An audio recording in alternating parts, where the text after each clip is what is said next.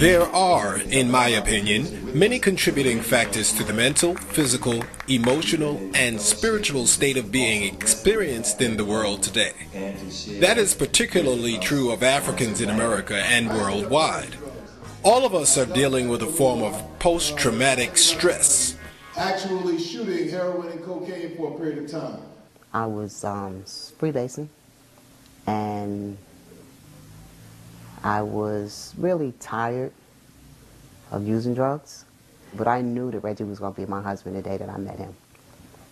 I met him in the bank, and the bank was very, very crowded, and everybody was wanting service, and it was noisy, and he was just sitting there real peaceful and calm, and I asked him if I could help him. And he sat at my desk and began to open a checking account, and I told him I had a problem with drugs and I needed help. And I didn't know him. Reggie had just gone through rehab, so he was actually about 60 days clean. And we just became friends.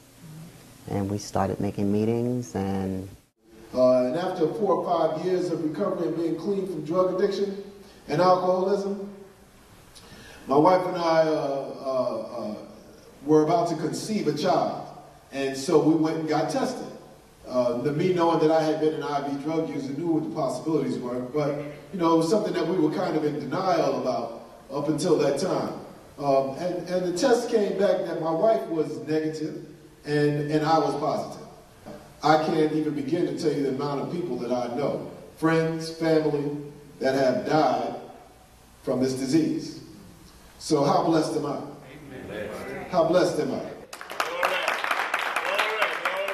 Lord, his life is in your hand. It's up to you to do whatever you want today, Lord. Because, Lord, we leave with joy for the miracle today, Lord. The miracle of life today, dear God. Thank you, Jesus. Thank you, Jesus. Wow. I had some really challenging days this summer. Am I going to live? Am I going to die? I mean, I had been challenged with dehydration and herpes, and so I wasn't able to eat or to drink, and I lost so much weight. I was down to 116 pounds, and on a 6'4" frame, that looks like nothing but skin and bones. And fear was my first emotion, because I didn't know what was going on with him. He was losing weight, he wasn't eating, he wasn't sleeping, and he was acting crazy. And people wanted to know, why did I stay with him? And it wasn't until he got sick that I know. And it's because God chose me. God chose me for this journey. I didn't work, I just stayed home and I took care of him, and the older kids moved back home, and the Spirit started speaking and told me not to give up. This wasn't it. He said he didn't want to go to the hospital, he wanted to transition at home. And I said, you have got to go to the hospital. And he went into the hospital, and God just started doing for him what he couldn't do for himself. You know, we just started seeing him gain weight, he started to eat. That's why I believe it is extremely important that we participate in our own survival, because if you don't participate in your own survival, then you're most certainly complicit in your own demise. He's not taking any medication now, he doesn't want to. That's his choice. I get tested at least once a year. You know, after 20 years of testing, and I know I'm not putting myself in harm's way. I know that condoms work, and I'm not willing to risk my life. What's important to me now is to take care of me.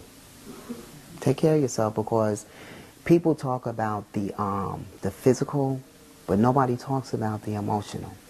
And there is an emotional piece to this virus. And the persons that are affected go through the same things that the person that's infected goes through. Because when Reggie goes through a mood swing, we all go through a mood swing.